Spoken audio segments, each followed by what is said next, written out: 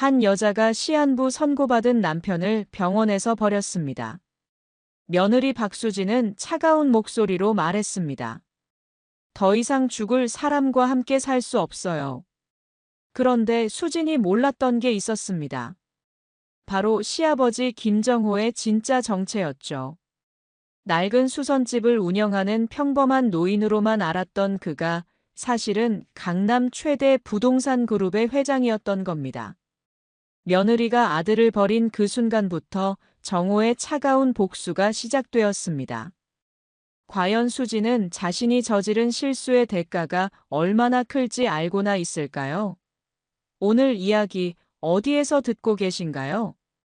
댓글로 알려주시면 더 반갑고 가까운 느낌일 것 같아요. 구독과 좋아요도 잊지 말고 눌러주세요. 김정호는 새벽 5시에 일어나 작은 수선집 문을 열었습니다. 골목길에 자리한 허름한 가게는 30년째 그의 터전이었습니다. 낡은 미싱 소리가 조용한 아침을 깨웠습니다. 정호의 손은 오랜 세월 바느질로 거칠어졌지만 여전히 정교했습니다. 옷감을 만지는 그의 손길에는 장인의 혼이 담겨 있었습니다. 아버지, 안녕하세요. 아들 민수가 가게 문을 열고 들어왔습니다. 35살의 민수는 성실한 회사원이었습니다.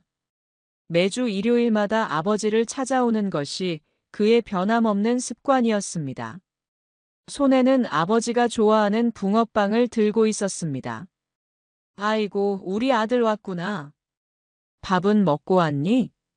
정호는 바느질하던 손을 멈추고 반가운 얼굴로 민수를 맞았습니다. 아버지 앞에서만큼은 여전히 어린아이 같은 표정이 되는 민수였습니다. 네, 먹고 왔습니다. 아버지는 요즘 어떠세요? 건강하시죠? 민수는 아버지의 어깨를 살피며 걱정스러운 눈빛을 보냈습니다. 혼자 사는 아버지가 늘 마음에 걸렸습니다. 나야 뭐 별일 있겠니? 이렇게 일하면서 건강하게 지내고 있어. 정호는 아들의 걱정을 덜어주려 일부러 밝게 웃었습니다. 하지만 민수의 눈에는 아버지의 깊어진 주름과 야윈 몸이 보였습니다. 아버지, 오늘은 좀 특별한 이야기가 있어서 왔습니다.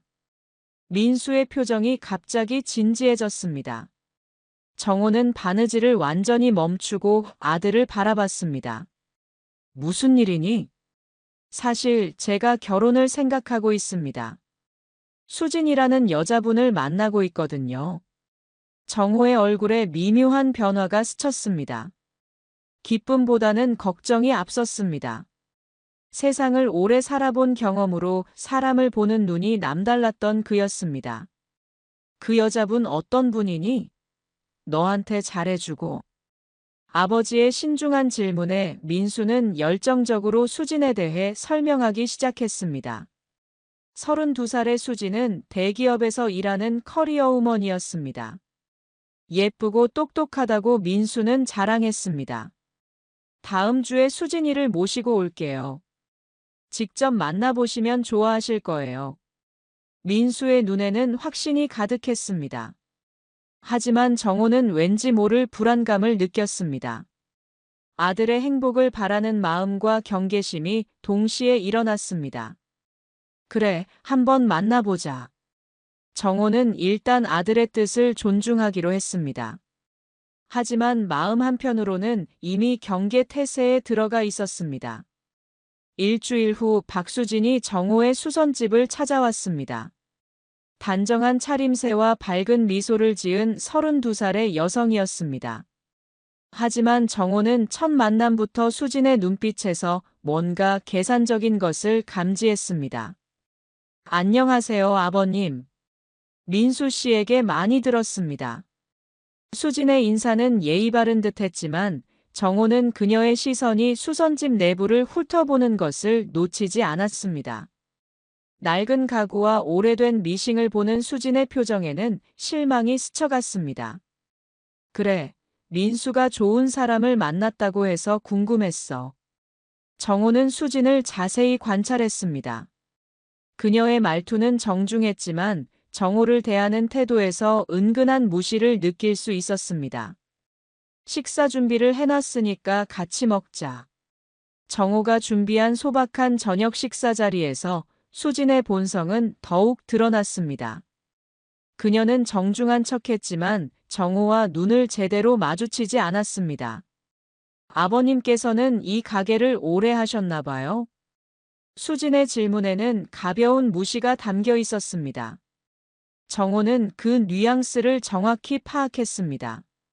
30년 넘게 했지. 이 일로 민수를 키웠어. 정호의 답변을 들은 수진의 표정이 더욱 굳어졌습니다. 그녀는 은밀하게 손목시계를 확인하며 시간이 빨리 지나가기를 바라는 듯 했습니다. 그날 저녁 수진이 떠난 후 민수는 아버지에게 물었습니다. 아버지, 수진이 어떠셨어요? 정호는 잠시 말을 고민했습니다. 아들의 행복을 바라는 마음과 수진에 대한 불신 사이에서 갈등했습니다.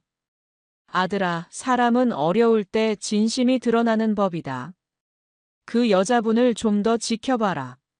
하지만 민수는 사랑에 빠진 상태였습니다. 아버지의 조심스러운 충고도 그의 마음을 돌리지는 못했습니다. 아버지는 수진이를 잘 모르셔서 그래요. 정말 좋은 사람이에요. 정호는 더 이상 말하지 않기로 했습니다.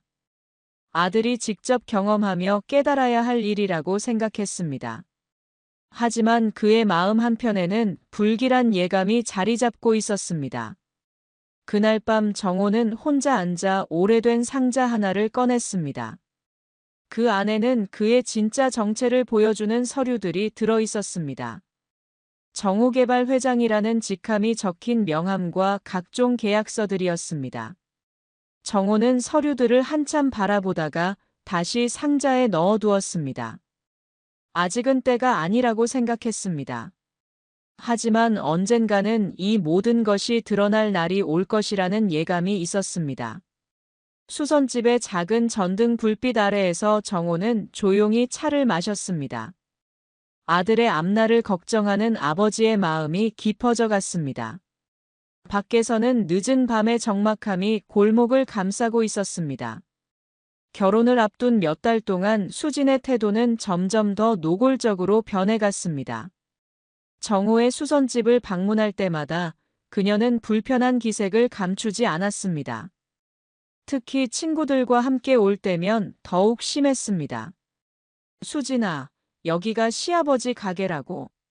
진짜 오래됐네. 수진의 친구가 수선집을 둘러보며 속삭이듯 말했습니다.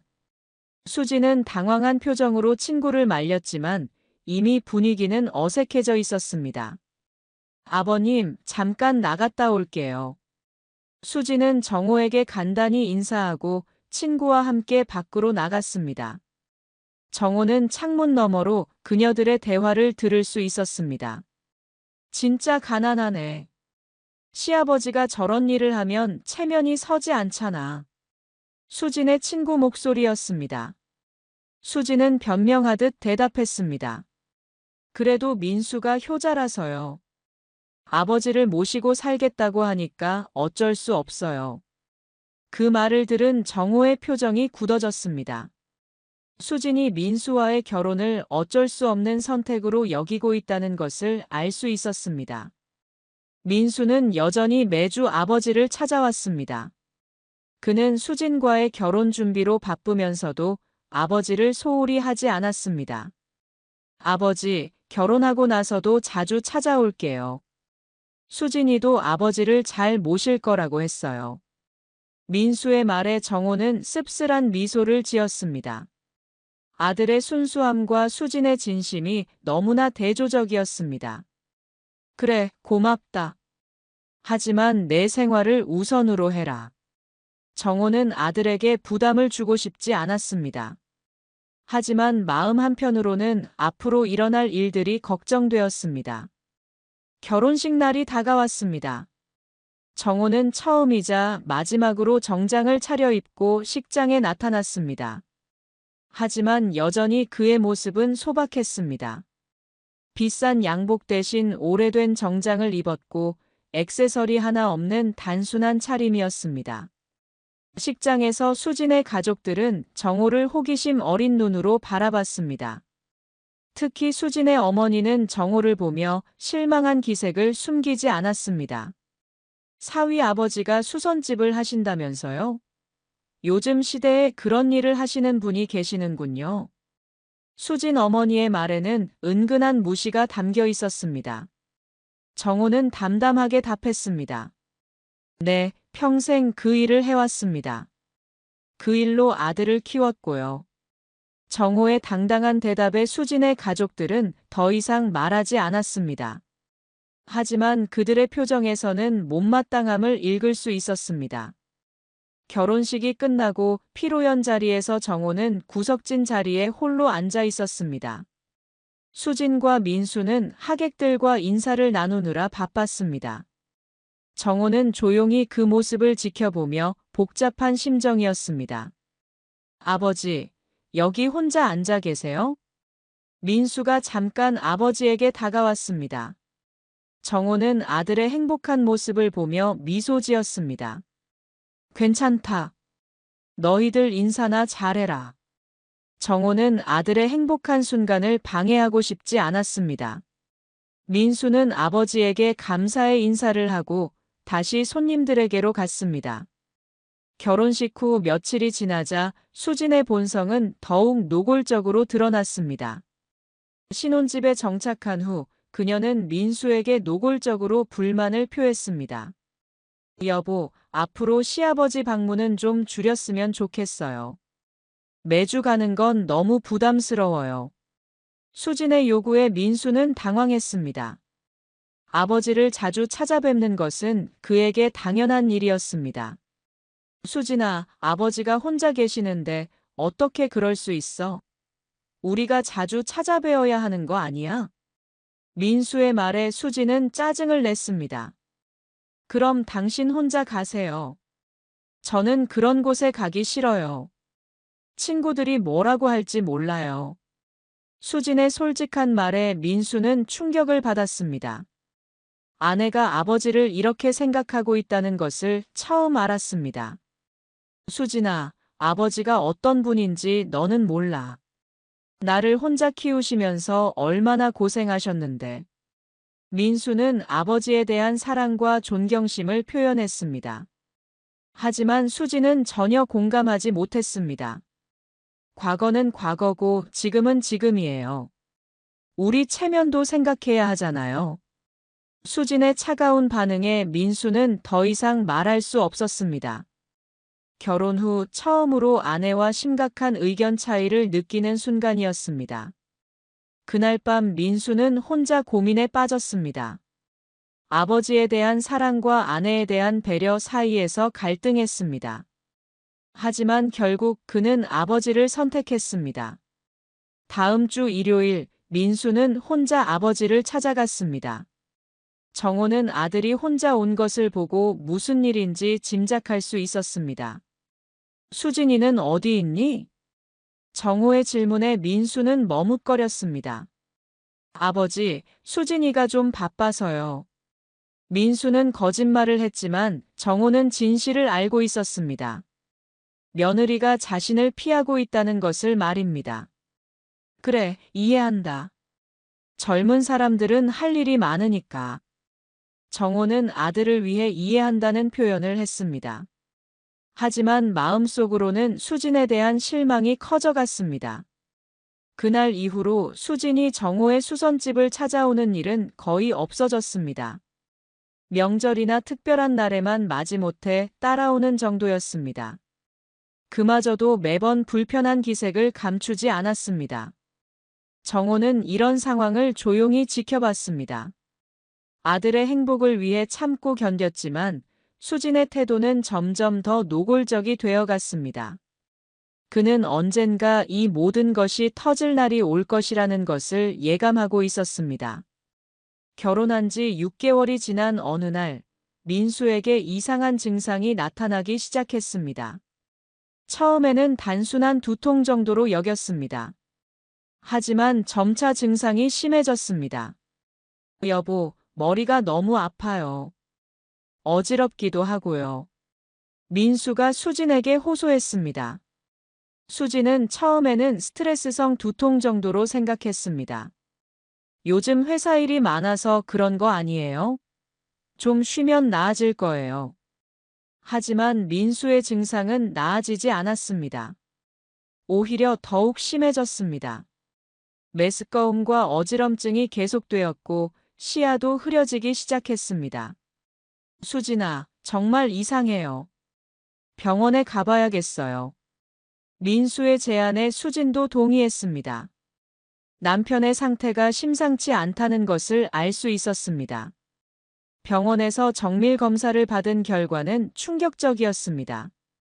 의사는 심각한 표정으로 진료실로 두 사람을 불렀습니다. 김민수 씨, 아내분과 함께 앉으세요. 의사의 표정이 무거웠습니다. 민수와 수진은 불안한 마음으로 의자에 앉았습니다. 검사 결과를 말씀드리겠습니다. 뇌에 종양이 발견되었습니다. 의사의 말에 민수와 수진은 충격을 받았습니다. 특히 35살의 젊은 나이에 받는 종양 진단은 믿기 어려웠습니다. 종양의 위치상 수술이 매우 어렵습니다. 그리고 진행 속도를 볼 때 시간이 많지 않습니다. 의사는 조심스럽게 말을 이었습니다. 정확히 얼마나 남았나요? 민수가 떨리는 목소리로 물었습니다. 현재 상황으로는 6개월 정도로 보입니다. 치료를 받으면 조금 더 연장될 수는 있지만 의사의 말에 수진은 충격으로 말을 잃었습니다. 민수 역시 믿을 수 없다는 표정이었습니다. 진료실을 나온 두 사람은 한동안 말이 없었습니다. 갑작스러운 시한부 선고에 현실감이 없었습니다. 수진아, 괜찮아요? 너무 놀랐죠? 민수가 먼저 아내를 걱정했습니다. 자신의 죽음을 선고받은 상황에서도 아내를 먼저 생각하는 것이었습니다. 어떻게 괜찮아요? 이게 무슨 일이에요? 수진은 눈물을 흘리며 말했습니다. 하지만 그 눈물이 남편에 대한 걱정 때문인지 자신의 앞날에 대한 불안 때문인지는 애매했습니다. 집으로 돌아가는 길에서 민수는 가장 먼저 아버지를 떠올렸습니다. 아버지께 말씀드려야겠어요. 민수의 말에 수진은 당황했습니다. 지금 당장 말씀드릴 필요가 있어요? 아버님이 충격받으실 텐데. 수진의 말에는 아버지에 대한 걱정보다는 번거로움이 담겨 있었습니다. 아니에요. 아버지가 알아야 해요. 민수는 단호하게 말했습니다. 그에게 아버지는 이런 어려운 상황일수록 꼭 필요한 존재였습니다. 그날 저녁 민수는 정호의 수선집을 찾아갔습니다. 평소와 다른 심각한 표정을 보고 정호는 무슨 일인지 직감했습니다. 무슨 일이냐? 정호의 질문에 민수는 잠시 말을 고민했습니다. 아버지에게 이런 소식을 전하기가 쉽지 않았습니다. 아버지, 제가 병원에 갔는데요. 민수가 조심스럽게 말을 시작했습니다. 정호는 아들의 표정에서 심상치 않은 것을 느꼈습니다. 뇌종양이 발견됐어요. 의사 말로는 6개월 정도. 민수의 말이 끝나자 정호의 얼굴이 하얗게 변했습니다. 하지만 곧 침착함을 되찾았습니다. 치료는? 치료 방법은 없다고 했니? 정호가 차분하게 물었습니다. 아들의 병에 대해 더 자세히 알고 싶었습니다. 수술은 어렵다고 해요. 위치가 나빠서요. 그래도 치료는 받을 수 있다고 했어요. 민수의 설명을 들은 정호는 잠시 생각에 잠겼습니다. 그리고 결심한 듯한 표정을 지었습니다. 걱정하지 마라. 아버지가 모든 걸 해결할 테니까. 정호의 말에 민수는 감동했습니다. 아버지의 든든함을 느낄 수 있었습니다. 아버지, 제가 먼저 가면 누가 아버지를 돌봐드릴까요? 민수는 죽음을 앞두고도 아버지 걱정을 했습니다.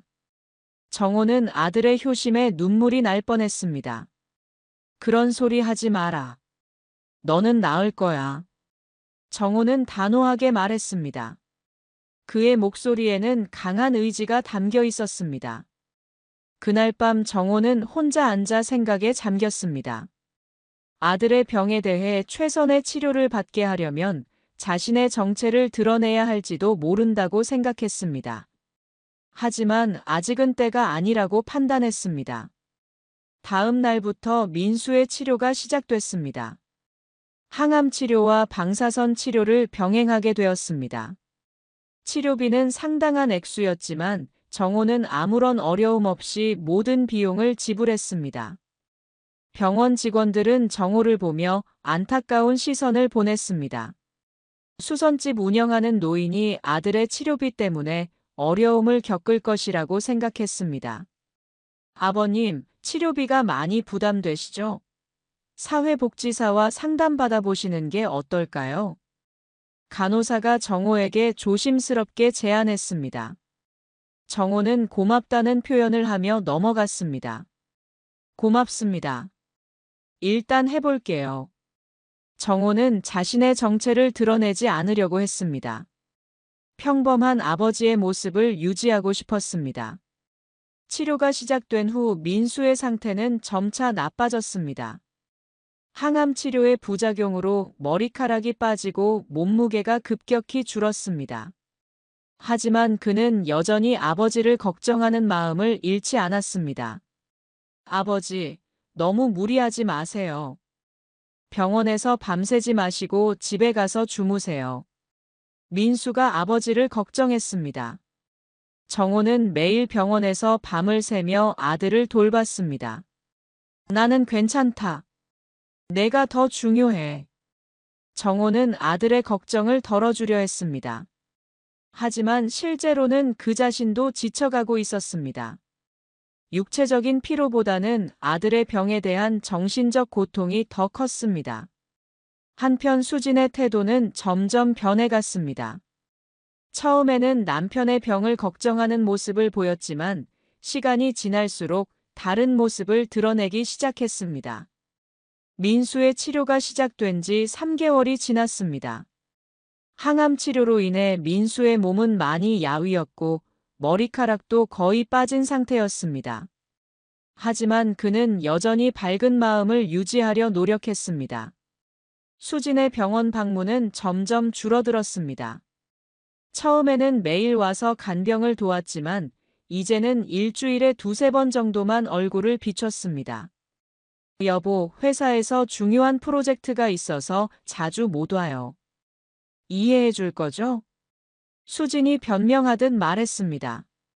민수는 아내의 말을 있는 그대로 믿었습니다. 괜찮아요. 일이 중요하니까 신경 쓰지 마세요. 민수는 아내를 배려하는 마음으로 말했습니다. 하지만 정호는 수진의 변화를 예리하게 관찰하고 있었습니다. 한 달이 더 지난 어느 날 수진이 병실에 나타났을 때 그녀의 모습은 이전과 달랐습니다.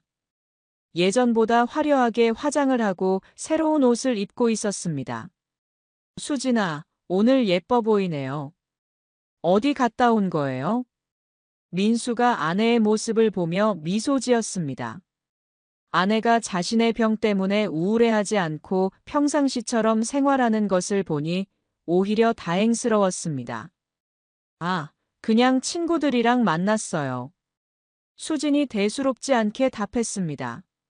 하지만 정호는 그녀의 눈빛에서 뭔가 다른 것을 감지했습니다.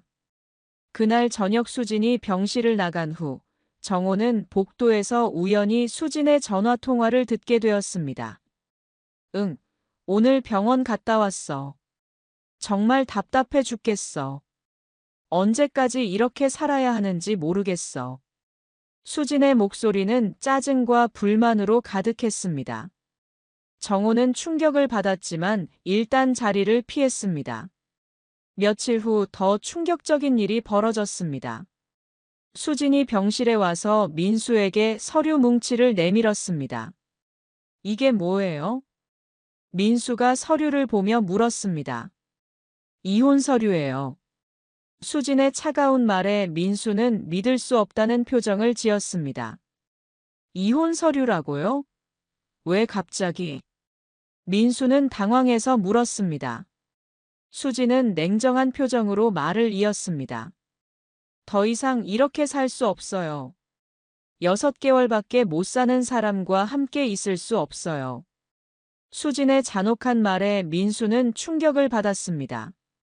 지금까지 들었던 말 중 가장 상처가 되는 말이었습니다. 수진아, 우리 결혼할 때 서로 약속했잖아요. 아프고 건강할 때나 함께 한다고. 민수가 간절하게 말했습니다. 하지만 수진의 마음은 이미 돌아서 있었습니다. 그땐 이런 일이 생길 줄 몰랐어요. 내 인생도 소중해요. 죽을 사람 붙잡고 싶지 않아요. 수진의 냉혹한 말에 민수의 눈에서 눈물이 흘러내렸습니다. 사랑했던 아내로부터 이런 말을 들을 줄은 꿈에도 생각하지 못했습니다. 제발 다시 생각해봐요. 제가 나을 수도 있어요. 민수가 마지막으로 애원했습니다. 하지만 수진은 단호했습니다. 의사가 뭐라고 했는지 알잖아요. 빨리 도장 찍어요. 그때 병실 문이 열리고 정호가 들어왔습니다.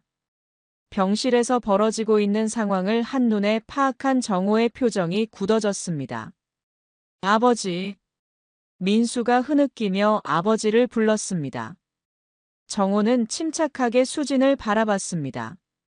이혼하고 싶다는 거지. 정호가 차분하게 물었습니다. 수진은 정호 앞에서도 당당했습니다. 네, 더 이상 함께 살 수 없어요.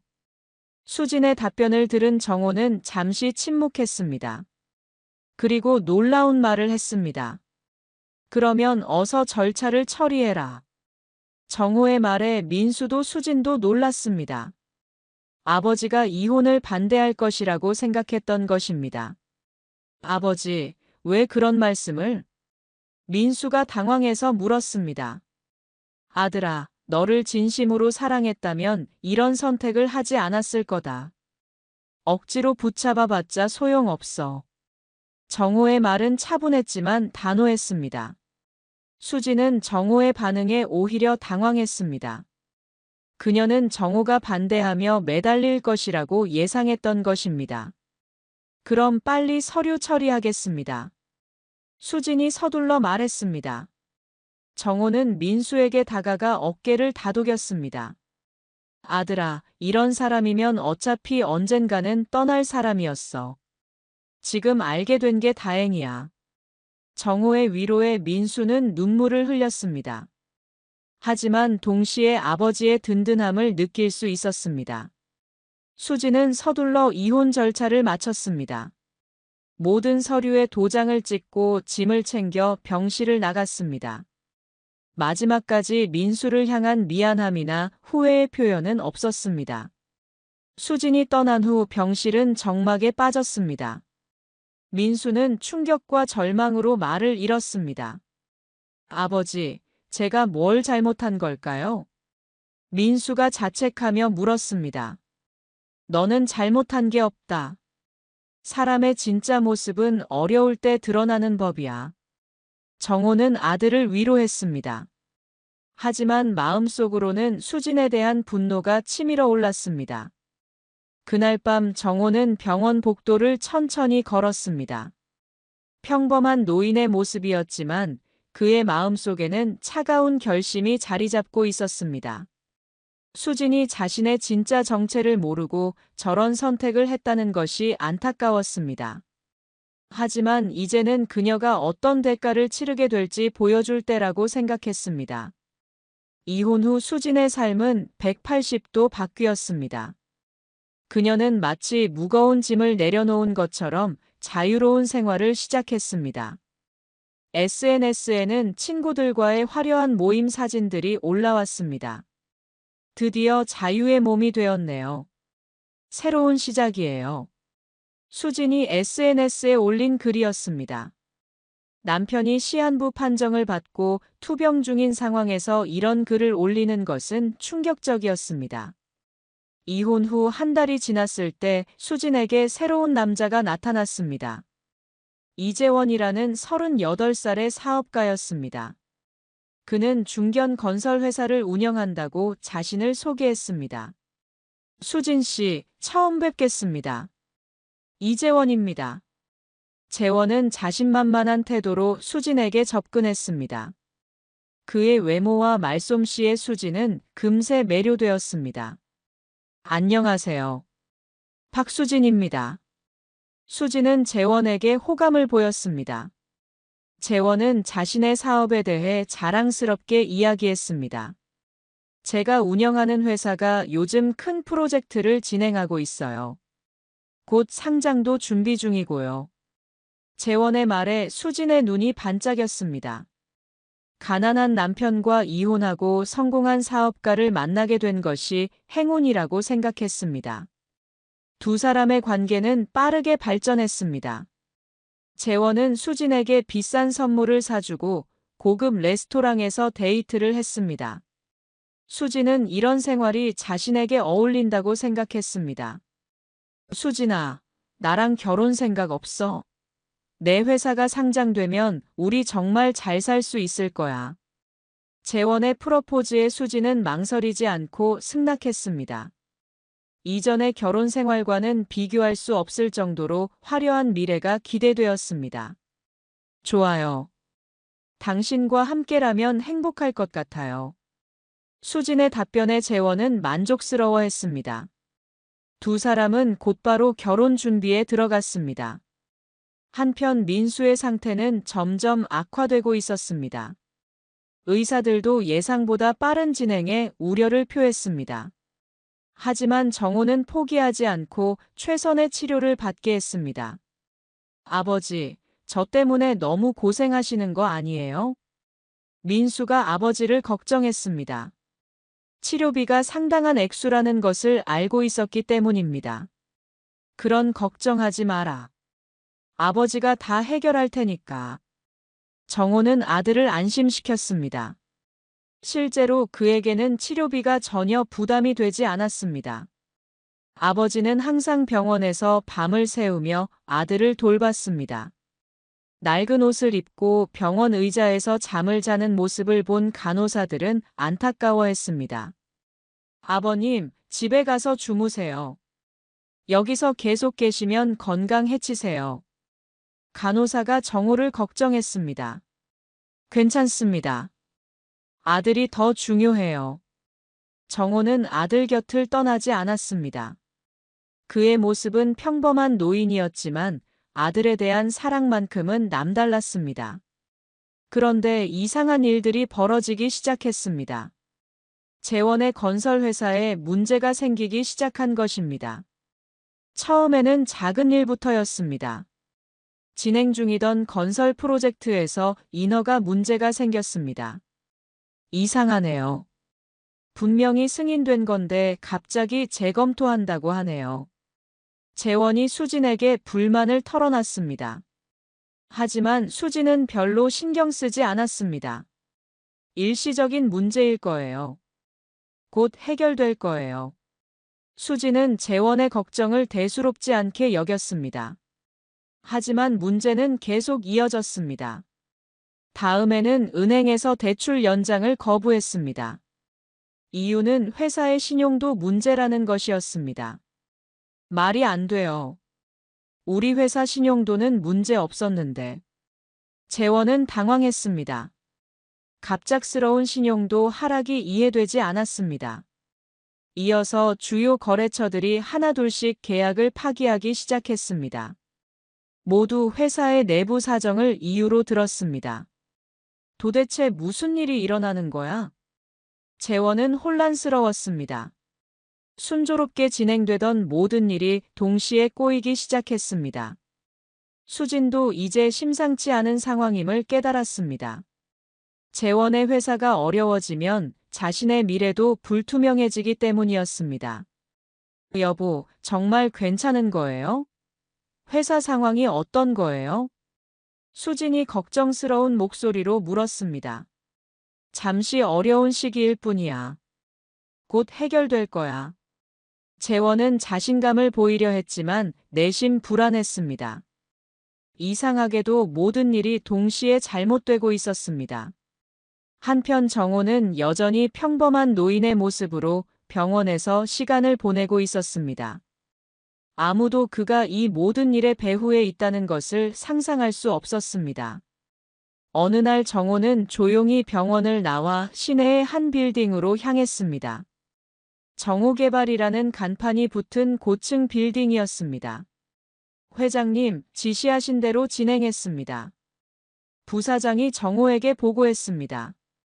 민경훈의 전 아내와 새로운 남자에 대한 조사도 완료했습니다. 정호는 서류들을 살펴보며 차분하게 말했습니다. 계속 진행해라. 단계적으로. 정호의 지시에 부사장은 고개를 끄덕였습니다. 사람의 가치를 모르는 자들에게 교훈을 줄 시간이다. 정호의 말에는 차가운 결심이 담겨 있었습니다. 그는 수진과 재원이 어떤 선택을 했는지 정확히 알고 있었습니다. 재원의 사업은 계속해서 악화되었습니다. 상장 계획은 물론이고 기존 사업마저 유지하기 어려운 상황이 되었습니다. 이 모든 일이 우연의 일치일 수는 없었습니다. 누군가가 의도적으로 자신을 망하게 하고 있다는 확신이 들었습니다. 하지만 그 배후가 누구인지는 알 수 없었습니다. 수지는 재원의 몰락을 지켜보며 불안해하기 시작했습니다. 화려한 결혼 생활을 꿈꿨지만 현실은 정반대로 흘러가고 있었습니다. 정호는 병원으로 돌아와 다시 평범한 아버지의 모습이 되었습니다. 아들 곁에서 밤을 새우는 수고로운 노인일 뿐이었습니다. 하지만 그의 마음속에는 복수가 시작되었다는 차가운 만족감이 있었습니다. 아들을 버린 며느리와 그녀의 새로운 남자가 어떤 대가를 치르게 될지 지켜볼 생각이었습니다. 재원의 회사는 완전히 무너져 내렸습니다. 마지막 희망이었던 대형 프로젝트마저 갑자기 취소되었습니다.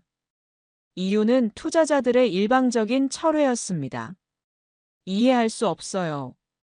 모든 조건이 완벽했는데 왜 갑자기?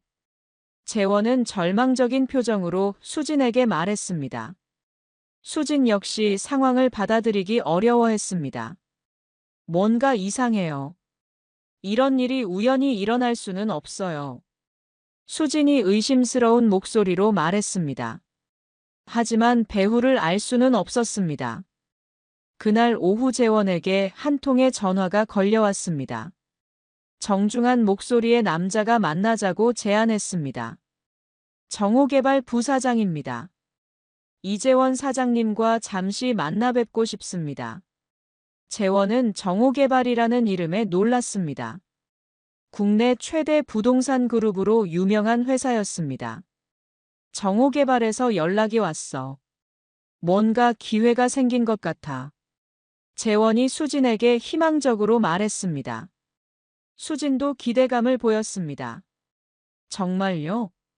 그럼 상황이 나아질 수 있는 건가요? 하지만 그들이 알게 된 진실은 충격적이었습니다.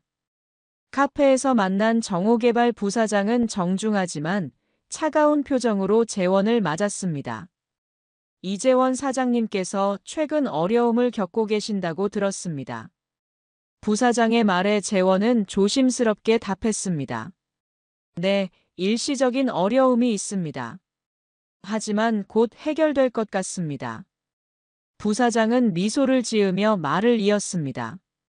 사실 저희 회장님께서 사장님의 상황에 대해 관심을 갖고 계십니다. 재원의 얼굴에 희망이 떠올랐습니다. 혹시 도움을 주실 생각이신가요? 부사장은 고개를 저었습니다. 도움이 아니라 설명을 드리려고 합니다. 사장님께서 겪고 계신 모든 일이 우연이 아니라는 것을 말입니다. 재원의 표정이 굳어졌습니다. 무슨 말씀이신지. 부사장은 테이블 위에 한 장의 사진을 올려놓았습니다. 낡은 옷을 입은 노인의 사진이었습니다. 이분을 아십니까? 재원은 사진을 자세히 보더니 고개를 저었습니다. 모르는 분인데요. 그럼 박수진 씨는 아시죠? 사장님의 약혼자 말입니다. 부사장의 말에 재원은 고개를 끄덕였습니다. 이분은 박수진 씨의 전 시아버지입니다. 김정호라는 분이죠. 재원은 여전히 이해하지 못했습니다. 그분이 저와 무슨 관계가 있나요? 부사장은 차분하게 설명했습니다. 김정호, 저희 정호개발그룹의 회장님입니다. 재원의 얼굴이 하얗게 변했습니다. 믿을 수 없다는 표정이었습니다. 그럴 리가 없어요. 그분은 수선집을 하시는. 부사장이 재원의 말을 끊었습니다. 회장님께서는 평소 소박한 생활을 즐기십니다. 하지만 그분의 진짜 정체는 이 나라 최대 부동산 그룹의 소유주입니다. 재원은 충격으로 말을 잃었습니다. 수진의 전 시아버지가 그토록 유명한 재벌이라니 믿기 어려웠습니다. 사장님께서 최근 겪고 계신 모든 어려움은 회장님의 지시에 따른 것입니다. 부사장의 말에 재원은 절망적인 표정을 지었습니다. 왜? 제가 뭘 잘못했나요? 부사장은 차갑게 답했습니다. 박수진 씨와의 관계 때문입니다. 회장님의 아들이 시한부 판정을 받았을 때 그 여자분이 어떤 선택을 했는지 아시죠? 재원은 수진에게서 들은 이야기를 떠올렸습니다. 수진은 자신이 먼저 이혼을 요구했다고 말했습니다. 그리고 사장님은 그런 여자와 새로운 인생을 시작하려고 하셨죠. 부사장의 말에 재원은 아무 말도 할 수 없었습니다. 회장님 말씀으로는 인간의 가치를 모르는 자는 시장에서 살아남을 자격이 없다고 하셨습니다. 재원은 이제 모든 것을 이해했습니다. 자신의 몰락이 우연이 아니라 의도된 것이었다는 사실을 말입니다. 제가 어떻게 해야 하나요? 재원이 절망적인 목소리로 물었습니다. 그것은 사장님의 선택에 달렸겠죠. 하지만 한 가지 확실한 것은 회장님의 마음을 돌리기는 어려울 것 같습니다. 부사장은 일어서며 마지막 말을 남겼습니다. 회장님은 한 번 실망시킨 사람에게는 절대 두 번째 기회를 주지 않으십니다. 카페를 나온 재원은 완전히 다른 사람이 되어 있었습니다. 모든 것을 잃었을 뿐만 아니라 그 이유까지 알게 된 상황이었습니다. 집으로 돌아온 재원은 수진에게 모든 것을 털어놓았습니다. 수진아, 우리 끝장이야. 재원의 말에 수진은 무슨 일인지 몰라 했습니다. 무슨 소리예요? 갑자기 왜 그래요? 재원은 오늘 알게 된 진실을 수진에게 모두 말했습니다. 정호의 진짜 정체와 자신들의 몰락이 그의 계획된 복수였다는 것을 말입니다. 말이 안 돼요. 시아버지가 재벌이라고요? 수진은 믿을 수 없다는 반응을 보였습니다. 그녀가 알던 정호는 가난한 수선집 운영자였습니다. 정말이야. 정호개발 김정호 회장이 바로 내 전 시아버지야. 재원의 말에 수진의 얼굴이 창백해졌습니다. 자신이 얼마나 어리석은 판단을 했는지 깨닫기 시작했습니다. 그럼 민수도 알고 있던 건가요? 수진이 떨리는 목소리로 물었습니다. 당연히 알고 있었겠지. 너만 모르고 있었던 거야. 재원의 말에 수진은 충격을 받았습니다. 자신이 재벌가의 며느리였다는 사실을 이제서야 알게 된 것입니다. 제가 뭘 한 건가요? 수진은 자신의 행동을 후회하기 시작했습니다. 시한부 남편을 버리고 새로운 남자를 선택한 것이 얼마나 큰 실수였는지 깨달았습니다. 이제 어떻게 해야 하죠? 수진이 절망적인 목소리로 물었습니다. 모르겠어. 이제 우리 둘 다 끝이야. 재원의 절망적인 말에 수진은 현실을 받아들이기 시작했습니다. 자신들의 모든 계획이 물거품이 되었다는 사실을 말입니다. 수진과 재원이 모든 진실을 알게 된 후 수진은 마지막 희망을 걸고 정호를 찾아갔습니다. 병원에서 여전히 민수를 돌보고 있던 정호를 만나기 위해서였습니다. 아버님, 잠깐 말씀 좀 드릴 수 있을까요? 수진이 병실 문 앞에서 조심스럽게 말했습니다. 정호는 민수의 침대 옆에 앉아 있다가 천천히 일어났습니다. 무슨 일이지? 정호의 목소리는 차분했지만 냉정했습니다. 수진은 떨리는 목소리로 말을 이어갔습니다. 제가 모든 걸 알게 됐어요. 아버님의 진짜 정체를 말이에요. 정호는 표정 하나 변하지 않았습니다. 마치 이런 순간이 올 것을 이미 예상하고 있었던 것처럼 침착했습니다. 그래서 어쩌려고? 정호의 질문에 수진은 무릎을 꿇었습니다. 병원 복도에서 바닥에 엎드린 채 애원하기 시작했습니다. 정말 죄송합니다. 제가 너무 어리석었어요. 다시 기회를 주세요. 수진의 절절한 애원을 지켜보던 간병인들과 간호사들이 수군거렸습니다. 하지만 정호는 전혀 동요하지 않았습니다. 기회라. 무슨 기회를 말하는 거지? 정호는 차가운 목소리로 물었습니다. 민수와 다시 결혼하고 싶어요. 제가 정말 잘못했어요. 돈 때문에 눈이 멀었어요. 수진의 고백에 정호는 씁쓸한 미소를 지었습니다. 돈 때문에 눈이 멀었다고. 그럼 지금은 내 돈 때문에 눈을 뜬 거네. 정호의 날카로운 지적에 수진은 할 말을 잃었습니다. 제발요. 민수가 나아지고 있다고 들었어요. 저도 변했어요. 수진이 계속 애원했지만 정호의 마음은 이미 굳어져 있었습니다. 내 아들은 당신이 가장 아플 때 버렸잖소. 그런 당신이 이제 와서 변했다고. 정호는 수진을 내려다보며 말했습니다. 사람의 진심은 어려울 때 드러나는 법이요. 당신은 그때 이미 자신의 선택을 했소. 수진은 계속 눈물을 흘리며 매달렸습니다. 하지만 정호는 더 이상 들으려 하지 않았습니다. 이제 그만 돌아가시오. 내 아들에게는 더 이상 접근하지 마시오. 정호의 단호한 말에 수진은 절망했습니다. 그녀는 마지막으로 병실을 향해 소리쳤습니다. 민수야, 내 말 좀 들어봐. 하지만 병실 안에서는 아무런 대답도 들리지 않았습니다. 정호는 수진을 더 이상 상대하지 않고 병실로 들어갔습니다. 병실 안에서 민수는 아버지를 바라봤습니다. 복도에서 들린 소리로 상황을 짐작할 수 있었습니다. 아버지, 수진이가 왔었나요? 민수의 질문에 정호는 고개를 끄덕였습니다. 왔었지. 하지만 이미 늦었어. 민수는 잠시 침묵했습니다. 그리고 의외의 반응을 보였습니다. 아버지, 저는 괜찮아요. 수진이가 행복했으면 좋겠어요.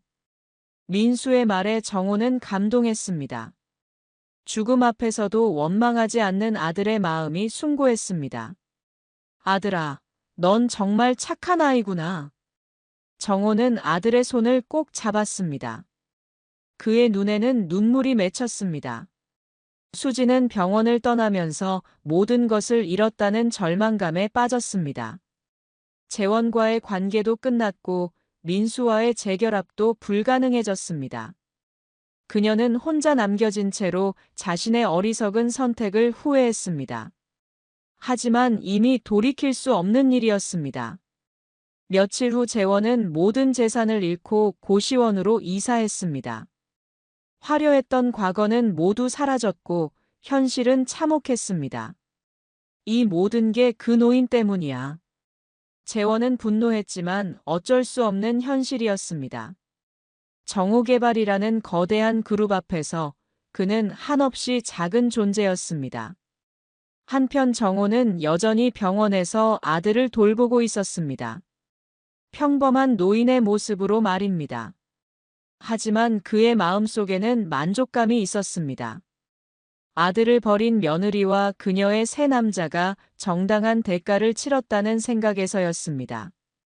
인간의 가치를 모르는 자들에게 준 교훈이었습니다. 정호는 이제 아들의 회복에만 집중하기로 했습니다.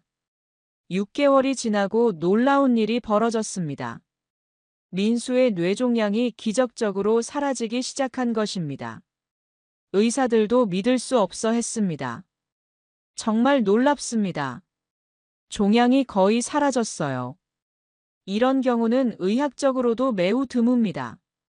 의사의 말에 정호와 민수는 기쁨의 눈물을 흘렸습니다. 절망적이었던 시한부 선고가 완전히 뒤바뀐 순간이었습니다. 아버지, 제가 살 수 있게 됐어요. 민수가 감격스러운 목소리로 말했습니다.